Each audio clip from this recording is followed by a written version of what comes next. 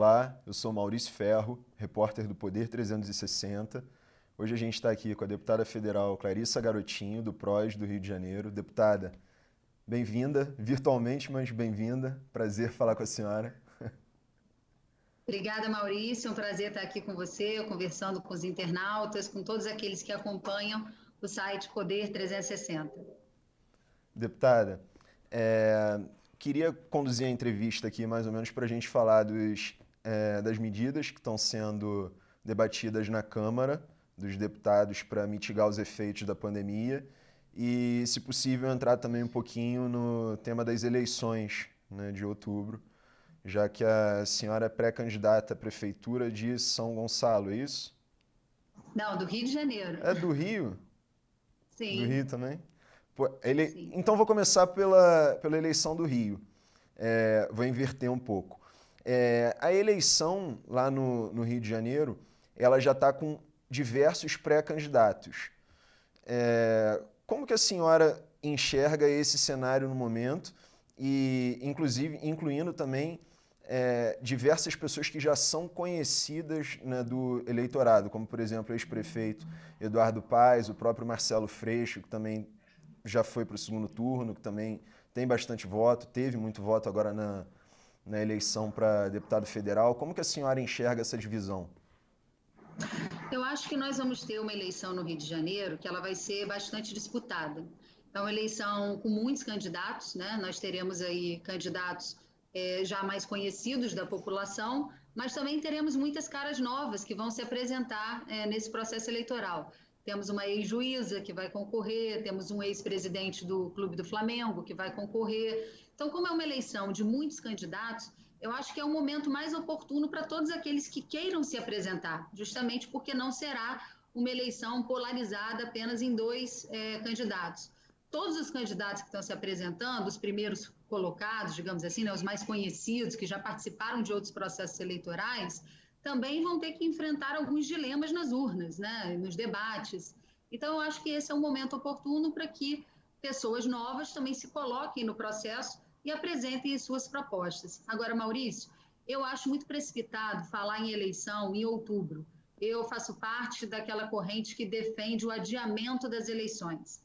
A gente está vivendo uma crise sem precedentes, né, no mundo e, obviamente, aqui no Brasil também. Não sabemos até quando essas medidas, né, de evitar aglomerações, de manter o distanciamento social, elas serão necessárias, né? Então, é quase impossível fazer uma eleição em outubro, porque isso impediria, né, o contato direto entre os candidatos e os eleitores, isso faria com que tivessem aglomerações nos processos de votação.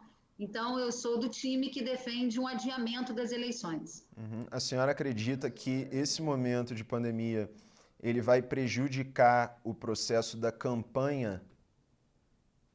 Com certeza, embora todo mundo esteja se adaptando a esse cenário virtual, como a gente está fazendo essa entrevista hoje aqui, né, via Skype, a gente também tem feito conversas, né, com os eleitores, com os seguidores, através das redes sociais, mas o contato, né, é importante você participar, quantas assembleias tem, quantos, né, debates com categorias, com instituições, o próprio corpo a corpo com o eleitor na rua. Nem todo mundo da população ainda está acostumado, né, com esse processo virtual. Então, isso atrapalharia. E não só atrapalharia, como também o próprio processo de votação. A gente não sabe. Pode ser que a gente já não esteja mais vivendo medidas de distanciamento social, mas pode ser que a gente ainda tenha recomendações de evitar aglomerações. A gente vê que o processo eleitoral, mesmo com a urna eletrônica, né, ele acaba ali às 17 horas e em alguns lugares ainda está terminando a fila. Imagina se a gente tiver que fazer um processo, não vai dar tempo de votar, né? A gente vai ter que ter um número muito maior de urnas, de locais de votação. Então, eu acho que o próprio processo em si ele fica prejudicado. Agora, vai adiar essa eleição para quando? O Tribunal Superior Eleitoral tem demonstrado que essa terá que ser uma tarefa do Congresso decidir, que não será do Tribunal. E a gente ouve no Congresso o seguinte, existe uma corrente que defende a coincidência das eleições, né? Então daqui a 2 anos, isso implicaria em prorrogação de mandatos, e eu não sou do time que defende a prorrogação de mandatos, nem acho que a coincidência das eleições, embora seja menos custosa, seja melhor para a democracia brasileira. Então, talvez, né, o que a gente ouve nos bastidores do Congresso é que existe uma possibilidade de adiar o processo eleitoral para dezembro desse ano, acreditando que lá a situação já vai estar mais amenizada e assim não teríamos prorrogações de mandatos. O próprio Barroso, ele falou há pouco tempo, tem alguns dias, acho que foi na sexta-feira, se não me engano, que trabalhava com a possibilidade de colocar isso até dezembro, deixou claro que isso seria uma função do Congresso, mas que ele estava calculando de que até dezembro, sendo realizada a eleição, não haveria necessidade de prorrogar os mandatos. E essa era justamente também era justamente a pergunta que eu faria para a senhora, de quando que a senhora acha mais ou menos que isso vai acontecer, essa eleição.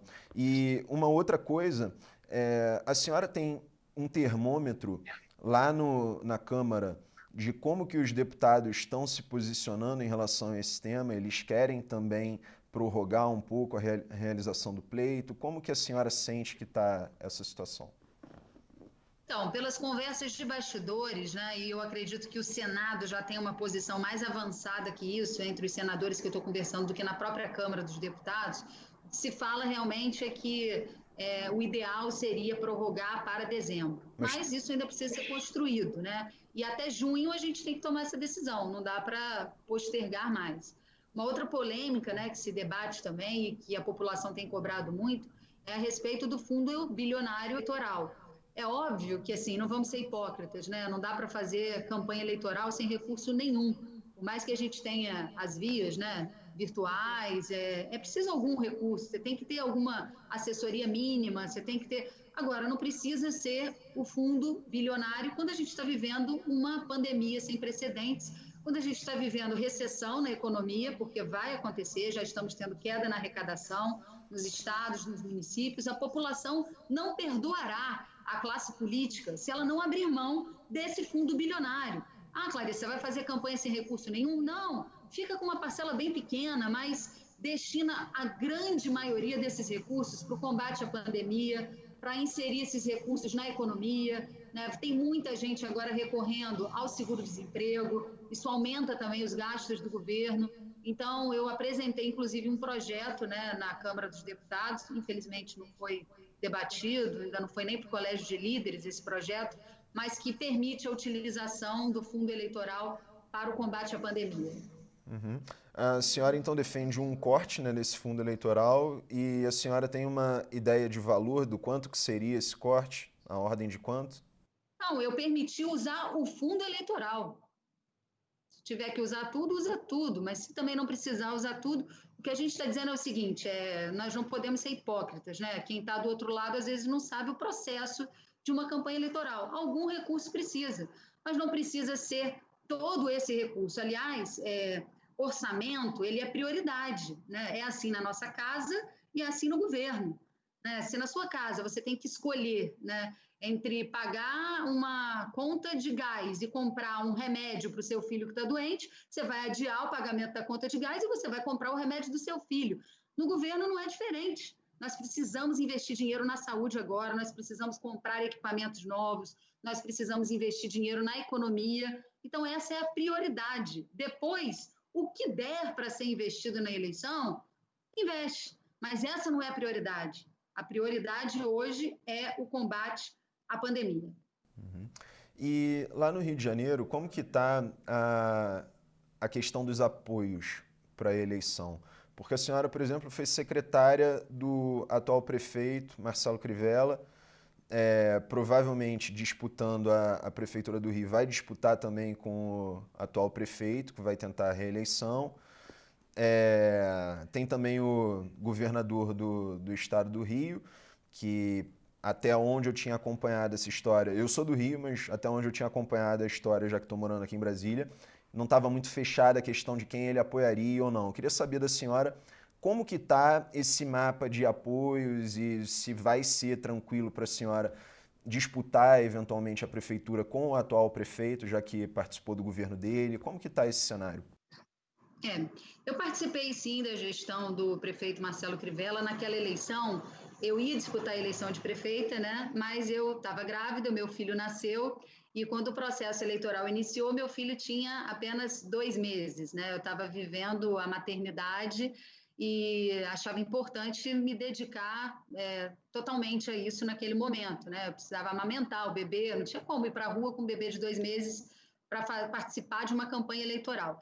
E dentro do quadro eu via o seguinte, eu via que o núcleo do centro, né, mais ao centro, estava muito dividido com um número enorme de candidatos. O ex-prefeito Marcelo Crivella era o único candidato de base popular.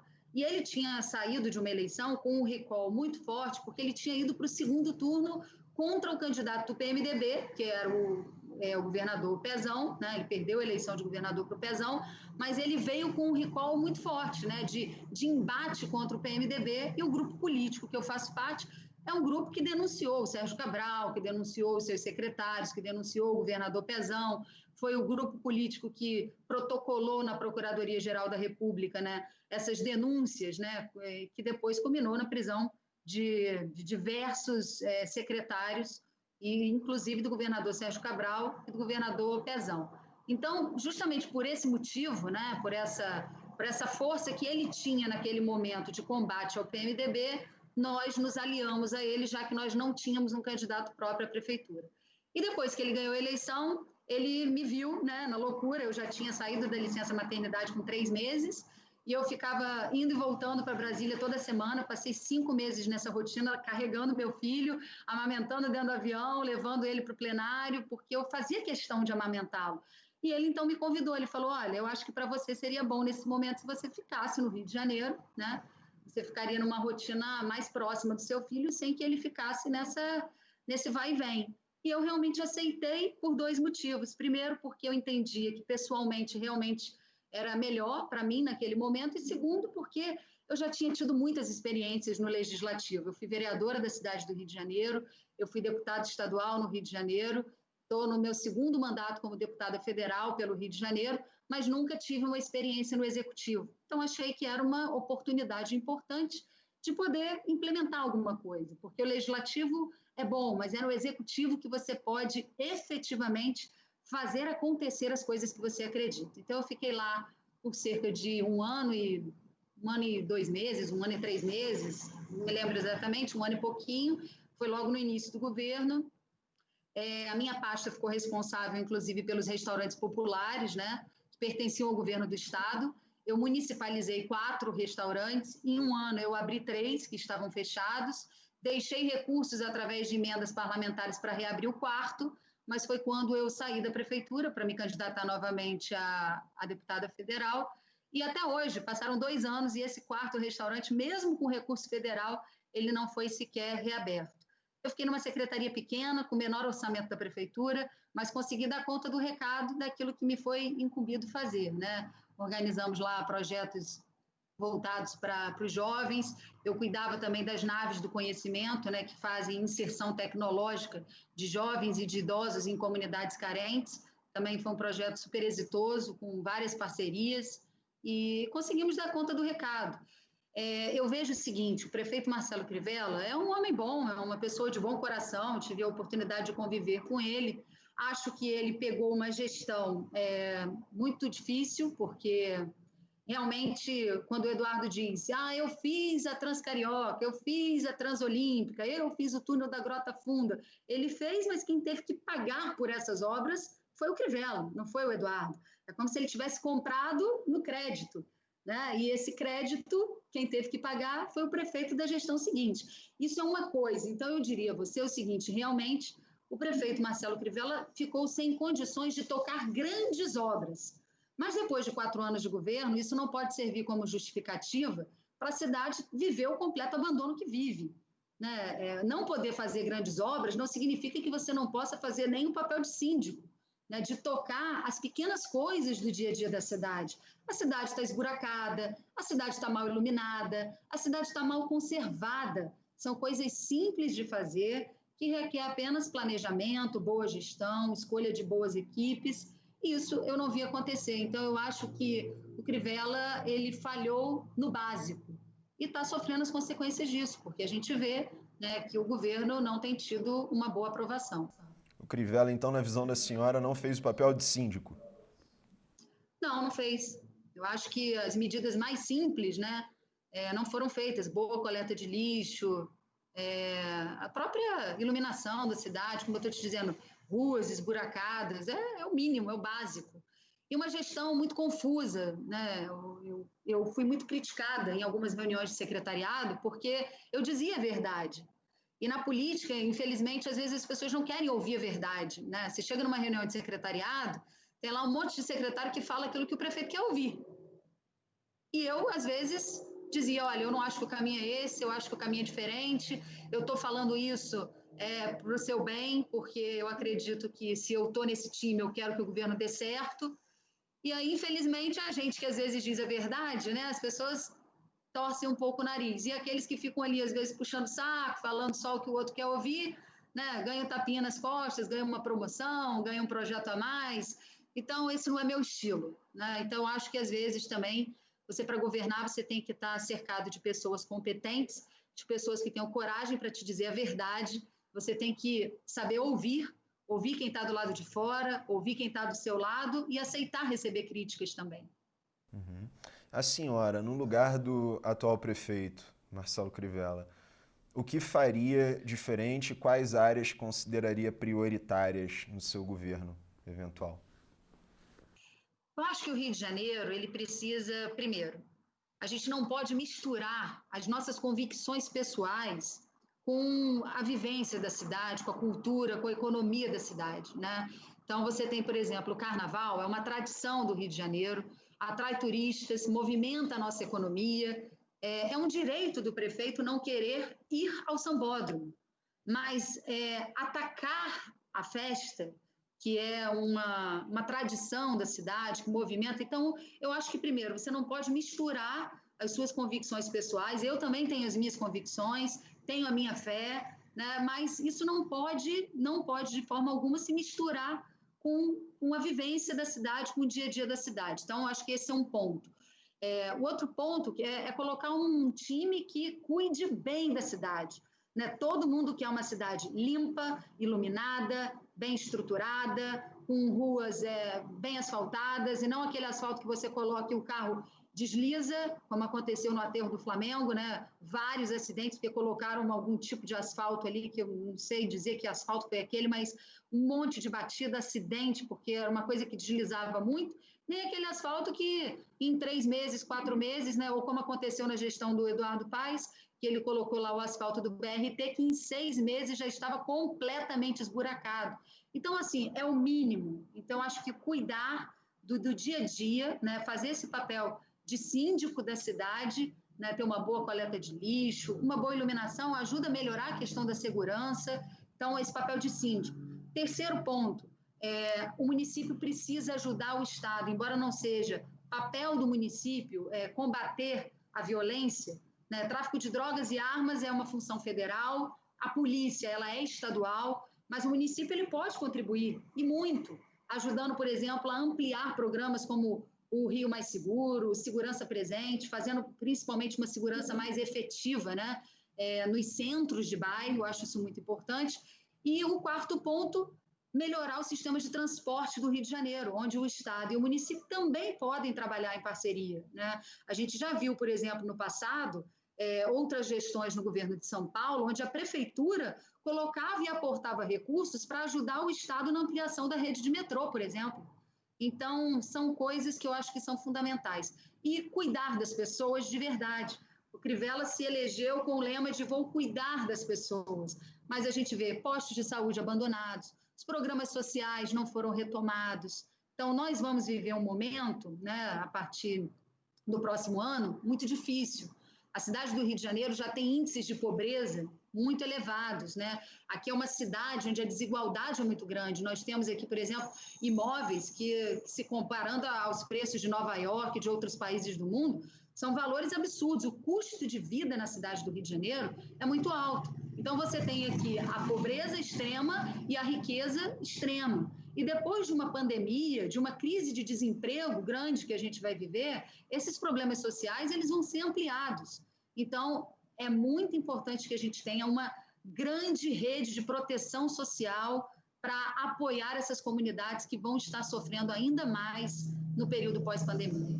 Pois é, a senhora tocou em dois pontos. Um deles, o carnaval, e o outro, a questão dos hospitais também. E a gente está num momento de pandemia, né? Tanto que estamos falando aqui à distância. É, E assim, o carnaval ele está arriscado a nem acontecer, né? A gente tem a notícia aí de que Salvador, que é um caso emblemático, provavelmente não aconteça, né? O Rio de Janeiro também não é muito diferente. E o sistema de saúde também do Rio de Janeiro, que vem sendo muito criticado, né, a cada ano, também está ficando sobrecarregado. Como que a senhora enxerga esse cenário, né, fazendo aí já pontes também entre a sua pré-candidatura à prefeitura com o momento que a gente está vivendo também de pandemia? Como que a senhora vê esse cenário todo? Não, primeiro, quando eu me referi ao carnaval, me referi ao que aconteceu em todos os anos anteriores. É óbvio que se a gente tiver que suspender, né, um evento como esse, como tem jogos, né, que foram suspensos, enfim, igrejas estão fechadas, aí é uma situação muito específica, Claro, né? mas é que o carnaval também é a parte importante da renda da cidade, né? Entra muito dinheiro, então é mais um problema que vem também em sequência, né? Que Sim, arrecada menos, é mais um estabelecimentos. problema, mas aí ele é um problema menor diante de uma pandemia de saúde, né? Uma pandemia mundial que toma proporções, a gente não sabe quando vai ter um remédio, quando vai ter uma vacina, efetivamente, então é possível sim que isso precise acontecer, mas aí por uma outra razão.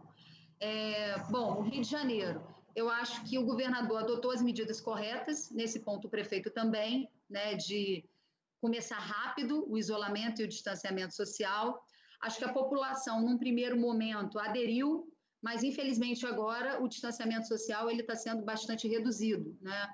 A média dessa última semana, houve aí uma média de 50%, 53% da população do Rio de Janeiro que aderiu ao distanciamento social. E isso é muito preocupante, né? Porque no mundo inteiro o que a gente viu foi que o isolamento foi o que realmente pôde conter esse boom, né, da doença que impacta diretamente a rede de saúde. Se a gente fala da taxa de letalidade, claro, é uma taxa de letalidade muito maior do que outros vírus, né, de gripe que a gente viu. Mas o problema não é só a taxa de letalidade. O que aumenta muito a taxa de letalidade é que o sistema de saúde não suporta. E isso, né, é claro que a rede pública ela fica saturada antes, mas a rede privada, logo em seguida, ela vai ficar saturada também, né? Então, nos preocupa que a população não leve tão a sério esse distanciamento social. É claro que algumas pessoas elas vão precisar sair de casa, algumas pessoas ainda estão trabalhando. As pessoas que precisam sair devem evitar ao máximo sair realmente só em caso de extrema necessidade, tomar os cuidados de levar o álcool gel, de utilizar a máscara, né? E agora o que a gente precisa realmente é ampliar o nosso isolamento social. Precisamos, porque já temos pouquíssimos leitos disponíveis na rede da prefeitura. No estado, a gente tem leitos em cidades mais distantes da capital, mas ainda assim também já em número reduzido. E daqui a pouco tempo também a rede privada vai entrar no colapso. E é isso que faz aumentar a taxa de letalidade, porque você não tem leito de UTI suficiente, você não tem respiradores suficientes. Então, essa é uma responsabilidade conjunta do governo com a população. Todos precisamos entender que o governo tem que fazer a parte dele e nós temos que fazer a nossa parte. Uhum. E o que a senhora tem achado dos posicionamentos do presidente da República? Olha, eu acho que o presidente ele está preocupado com a economia, né? E é uma preocupação que é justa. Mas se você não tem vida, né? Se você tem saúde, depois o resto se recupera, né? A crise econômica ela está acontecendo em todos os países do mundo. Todos os países que estão sofrendo com a pandemia estão tendo recessão econômica. Não será diferente no Brasil. Então, entendo a preocupação dele com a economia, entendo que existe um desespero de pessoas que estão perdendo seus empregos e ele está falando diretamente com essas pessoas, mas a responsabilidade que nós temos que ter nesse momento é com a vida das pessoas, né? Nós não podemos tratar as pessoas como se fossem números. As pessoas, elas têm a sua vida, elas têm a sua importância no seu ciclo social, né, para os seus pais, para os seus avós, para os seus filhos, para os seus tios. Então, dizer, vai morrer tanto, eu tenho que salvar a economia? Não. Ninguém quer que um percentual desse seja um parente seu, seja uma pessoa próxima sua. Então, eu entendo a preocupação dele com a economia, mas existem outras formas de conter a economia, inclusive injetando mais recurso público, né? O presidente pode pegar um pouco das nossas reservas cambiais, inclusive, e injetar na economia, pode diminuir um pouquinho o lucro dos bancos e injetar dinheiro na economia.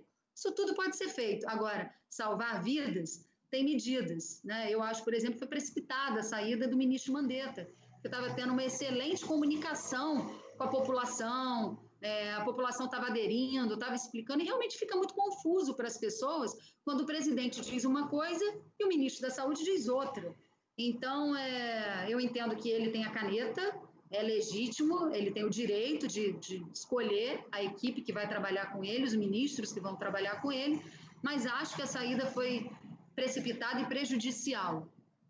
Esses posicionamentos, eles não levam as pessoas a irem às ruas e aí dificulta a tarefa de isolar socialmente? E sobrecarrega, claro? Porque as pessoas não são médicas, não são epidemiologistas, infectologistas, as pessoas ouvem um ministro dizer uma coisa, né? Ouve um presidente dizer outra, então não deve ser tão grave assim, o presidente está dizendo isso confunde a população.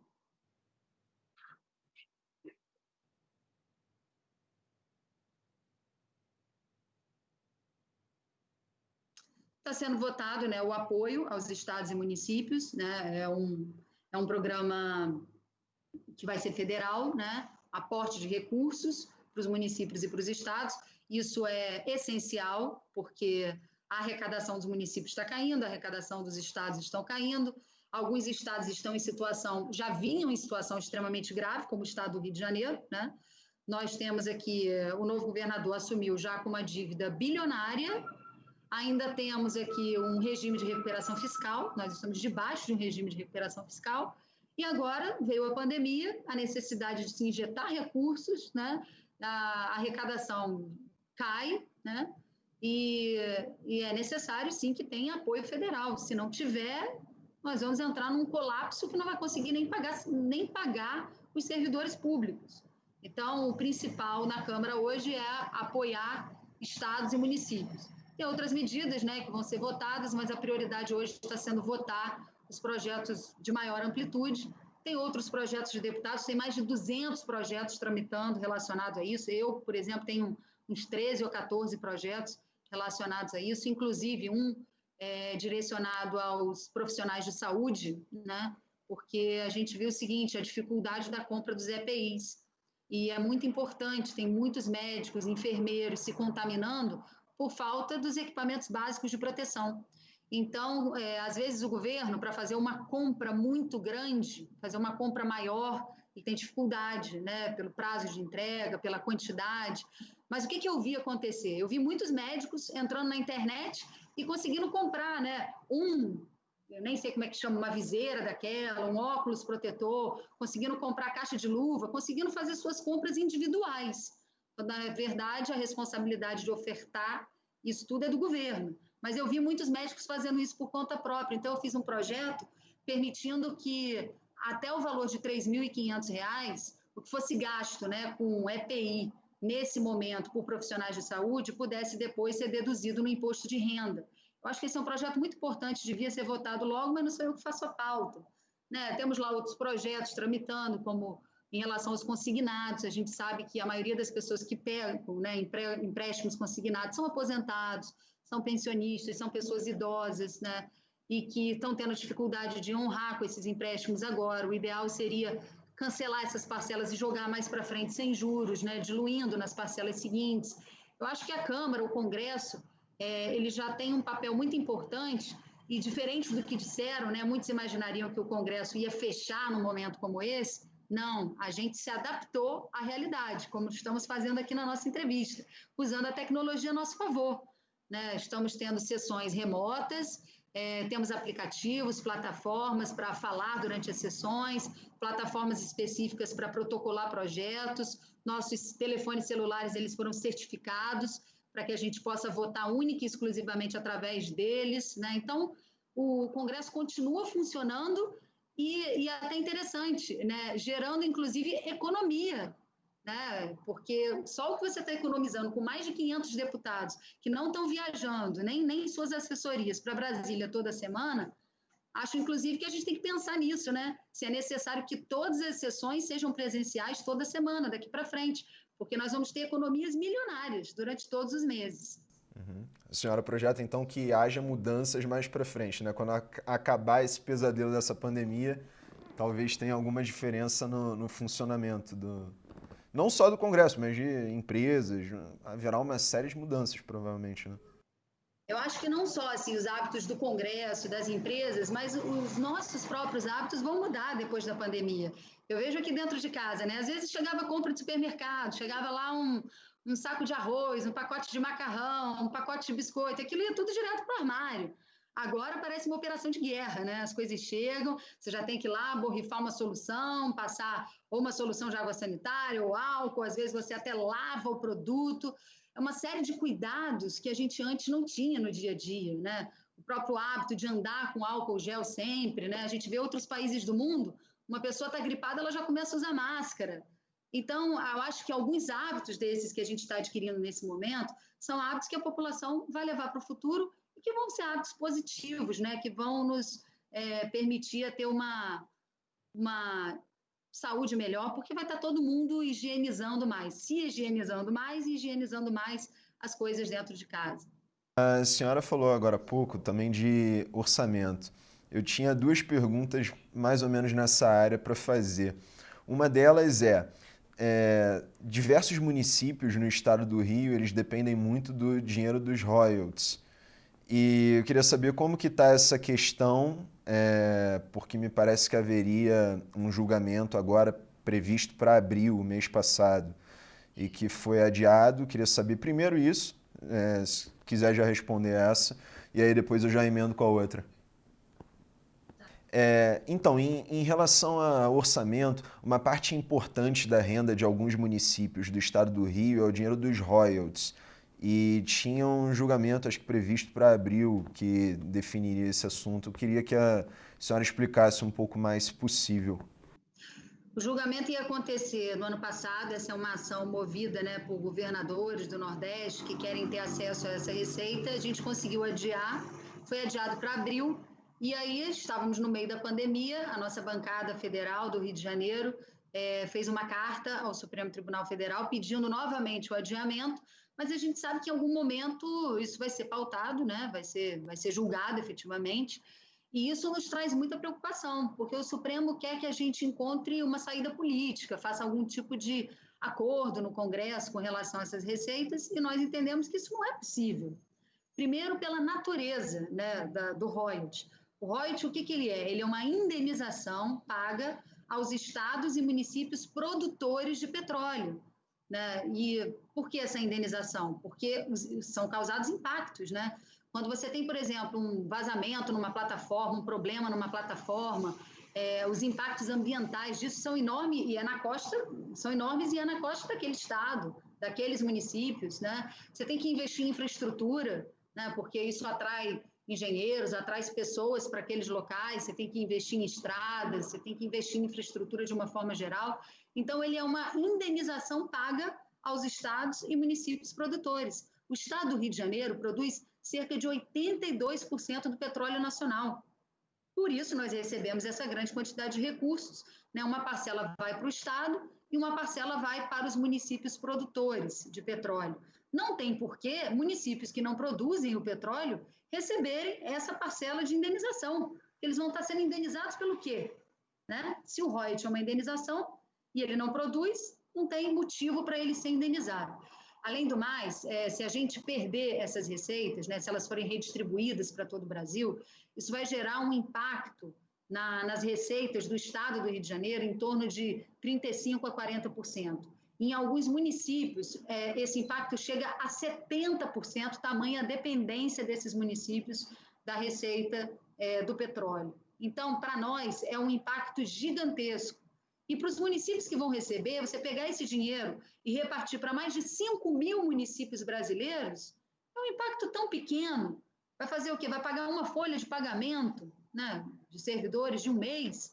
O impacto é muito pequeno para quem vai receber e é muito grande para o estado do Rio e para os nossos municípios produtores de petróleo. Então, essa é uma preocupação muito grande e nós vamos continuar lutando para que esse tema não seja pautado ou para que o Rio de Janeiro seja vitorioso. Uma outra pergunta que eu tinha para fazer em relação também ao orçamento é que a senhora apresentou uma PEC que não é muito popular em Brasília, é, que propõe extinguir, né, acho que num período de 10 anos, com um fundo que Brasília recebe de dinheiro da União. Em que pé que está isso? Isso está andando agora no meio da pandemia? Ficou estagnado? O que a senhora pode atualizar em relação a essa PEC? Não, todos os assuntos que não estão relacionados diretamente à pandemia, eles estão parados nesse momento, a não ser algumas medidas provisórias do governo, que têm prazos a vencer e que precisam ser pautadas. Todos os demais assuntos, né, estão paralisados no Congresso. Essa PEC a gente apresentou, a gente chama de PEC da reparação, porque o Rio de Janeiro era a capital do país, né? Foi capital do país durante quase 200 anos.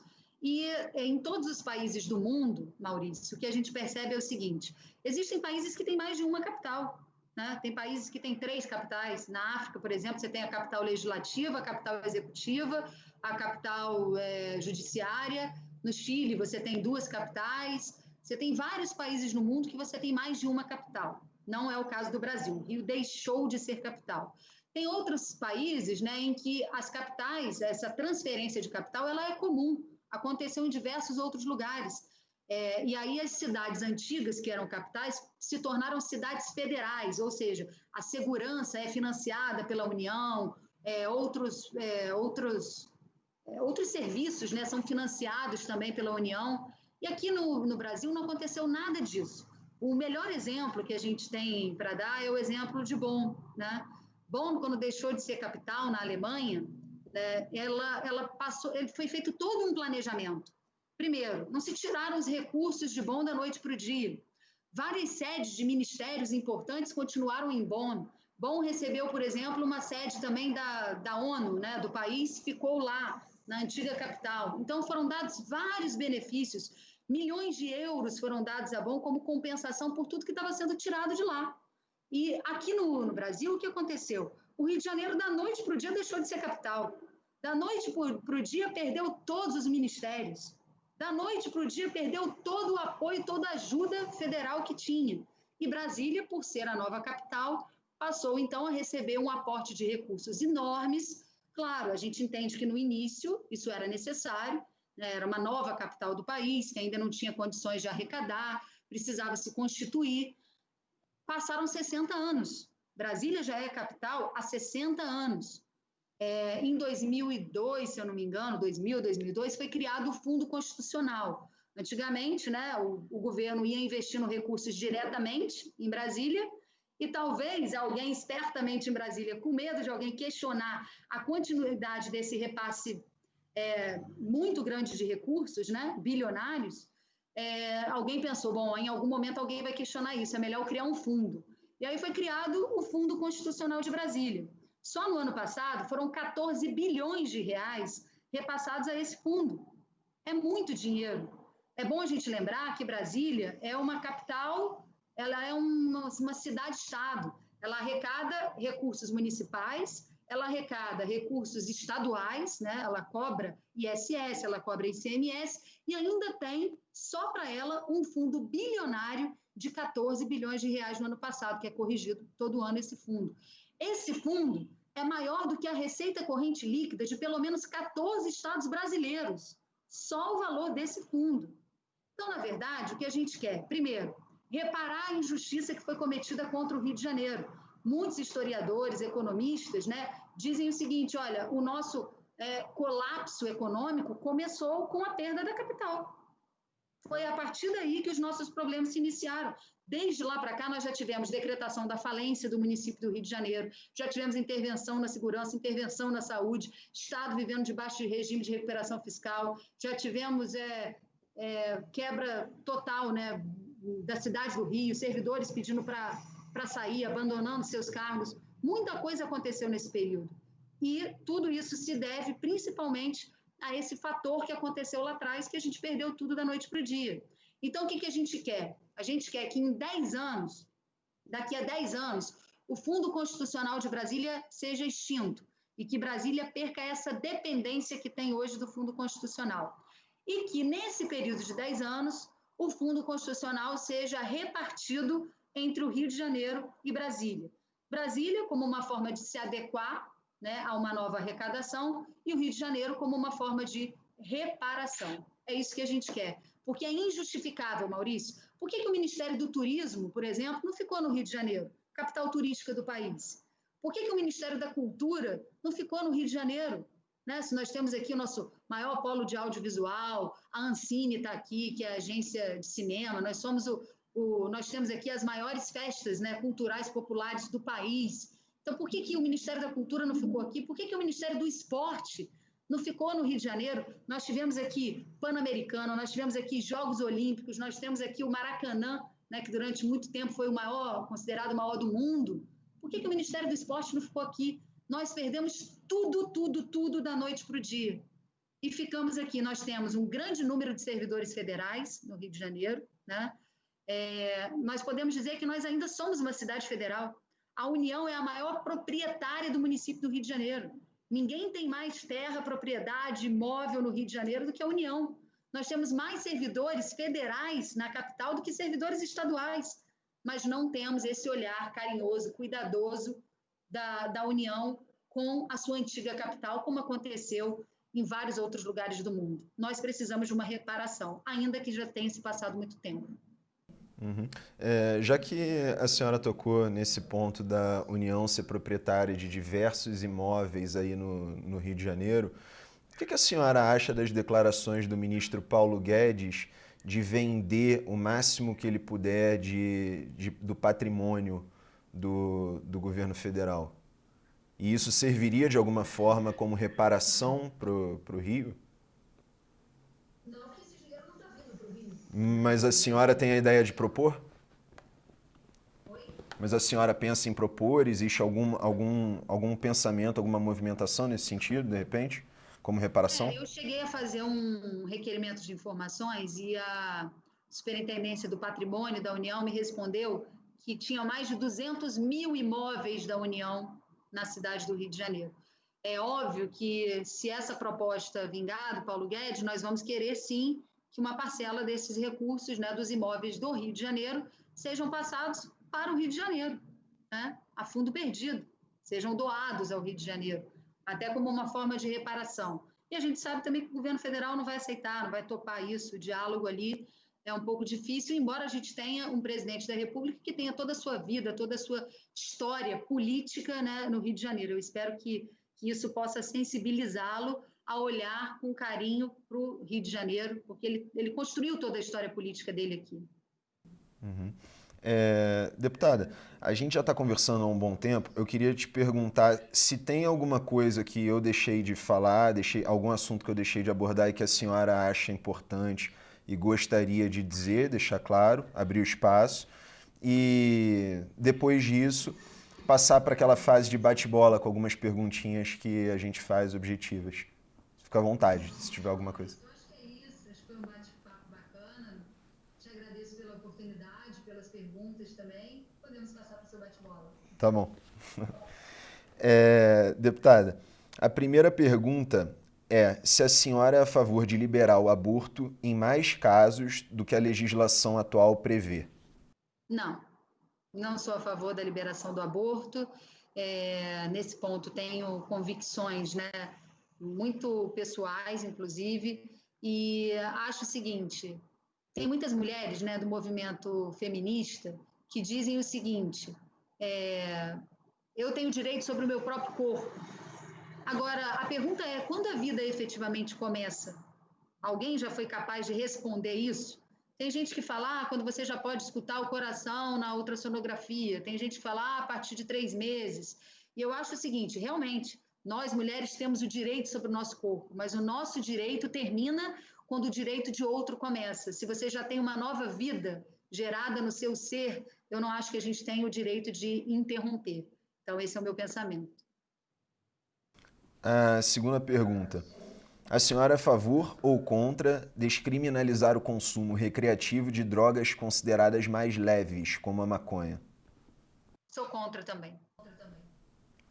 Eu acho que assim, para fins medicinais, né? Você permitir a utilização para fins medicinais, tudo bem. Mas imagina o seguinte, quando você fala liberar de forma recreativa, como é que você controla isso? Você tem que ter sistemas de controle. Imagina, você vai liberar, quem vai vender? Né? Ah, então eu vou liberar. Você vai comprar onde? Vai ter direito do consumidor para droga, para alguém dizer assim, ah, não, essa aqui é de boa qualidade, essa não é. Isso é toda uma cadeia, não é simplesmente dizer eu estou liberando ou não estou liberando, que hoje é proibido. Então, se passa a ser liberado, existe toda uma cadeia em relação a isso. E não sou a favor, não. A terceira pergunta. É a favor ou contra uma lei que dê autonomia política e operacional ao Banco Central? Eu sou a favor que o Banco Central tenha um pouco mais de autonomia, mas a decisão da política econômica tem que ser do presidente da República. Nós vivemos num regime presidencialista. Então, o Banco Central ele pode ter a sua autonomia, como, por exemplo, as universidades têm autonomia, mas a decisão política ela tem que ser tomada pelo presidente, que foi eleito para isso. É a favor ou contra flexibilizar a regra para o porte de armas? A flexibilização em algumas áreas, por exemplo, como nas áreas rurais, as áreas mais distantes, eu sou a favor.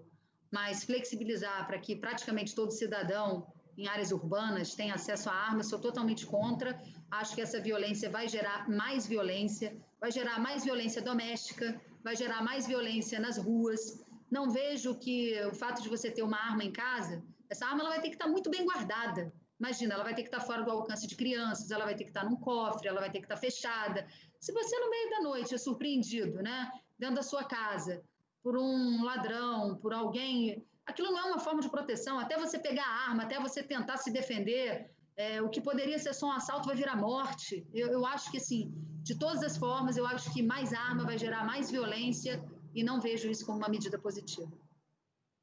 Tá. A senhora é a favor ou contra o projeto da escola sem partido?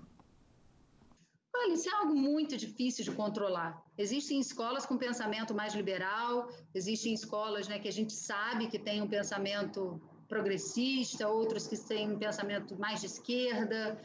Quando a gente chega na universidade, você está falando de jovens que já têm, né, o direito de escolher, que já sabe mais ou menos para onde ele vai, qual é mais ou menos o pensamento que tem ali naquele local. Mas realmente tem escolas com crianças mais novas, né? No ensino fundamental, onde a gente sabe que existe um certo direcionamento dentro de sala de aula. Eu não acho bacana ter esse direcionamento, mas isso também é algo muito difícil de controlar.